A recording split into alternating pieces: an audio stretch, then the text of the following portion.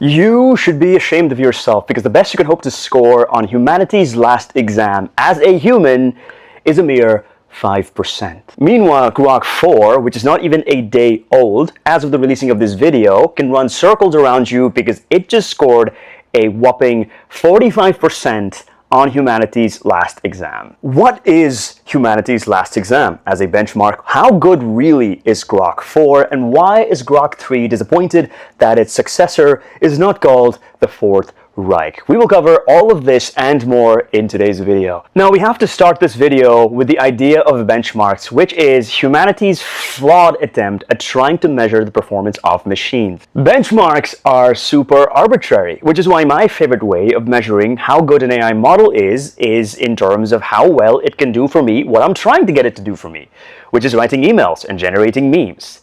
And that is why my favorite benchmark is the way NVIDIA benchmarks the performance of its GPUs.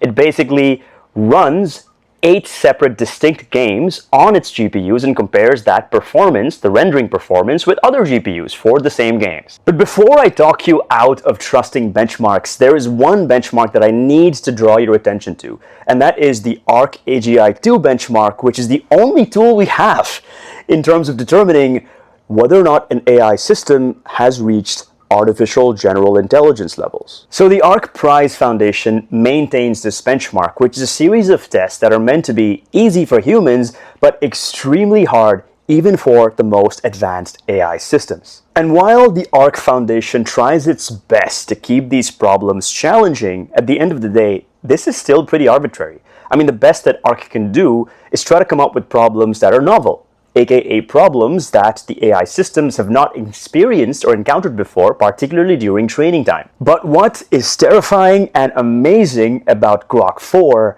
is that it is the only AI model to have achieved a double-digit performance benchmark test result on the Arc AGI 2 test at a whopping drumroll 15.9%. The defending champion was Cloud Opus, which achieved a measly 8%, and anything under 10% I think for these benchmarks is pretty much just noise. Now let's talk about humanity's last exam. This is another benchmark, which is a collection of 2,500 extremely difficult questions that spans disciplines like math, literature, science, and these are PhD level questions. So even if you humans had PhDs, you would be sweating bullets trying to answer these questions. And these aren't just questions you could get right if you memorize the right facts. Answering these questions would involve an expert level of interdisciplinary thinking and advanced reasoning. And it's not just that. Grok 4 absolutely dominates its competitor models when it comes to the other benchmarks relating to math and coding and PhD level reasoning. So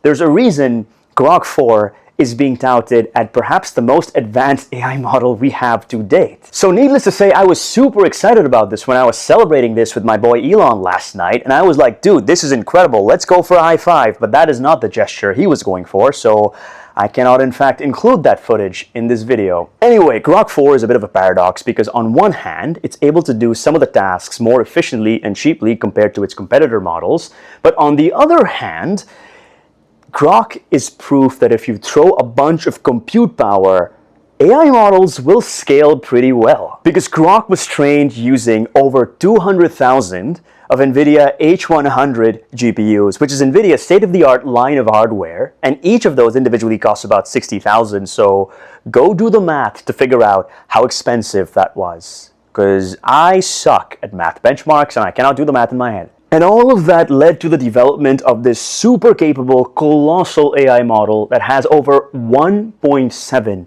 trillion parameters, which means that it has 20 times less parameters than there are dollars in the US debt. Yeah, the US is in debt by quite a bit. I should have come up with a different large number to compare this to. But it's also important to understand that this 1.7 trillion parameter model is not just an amorphous blob of a neural network.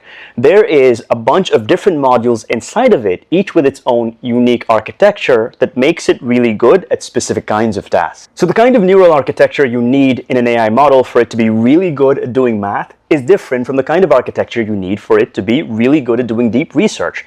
And the same if you're trying to do coding. So really, Grok 4 is an amalgamation of a lot of different architectures, which makes it such a competent AI model. In addition to being really good at these different disciplines, Grok 4 is also really good at handling multiple modes. It is really good at being multimodal. This means that Grok 4 is really good at handling all kinds of text, images, audio, video, etc. And the way it's able to be so good at all of these different things is that it has different kinds of encoders for all of these different modes. But wait, because class is still in session, because there are modes and then there are tools. And Grok improves upon every tool it has been using in its past model. You can think about tools as capabilities that the AI model uses to interact with the external environment. For example, Grok has a specific tool that it uses to draw out a canvas based on your inputs. It also uses a separate tool to browse the internet, again, based on whatever you're asking it to do. Okay, so all of this is pretty incredible, but here's the main question. How expensive is all of this, and is it really worth it? Grok 4 has already differentiated itself as a premium product compared to its competitors, because while you only need to pay about $20 per month for ChatGPT Plus subscription, a standard tier access to Grok 4 will cost you $30 per month. And if you want access to Super Grok Heavy, you're going to have to shell out a whopping $300 per month. And even if you want to consume Grok 4 as an API, it's still more expensive than OpenAI's O3 because Grok 4 is going to cost you about $3 per million input tokens, whereas OpenAI's O3 access only costs you about $2.5. So I wouldn't expect other AI applications to be super excited about folding in Grok 4 API access into their offerings. For example, if Cursor were to give you access to their Grok 4 line of models, it would be very hard for them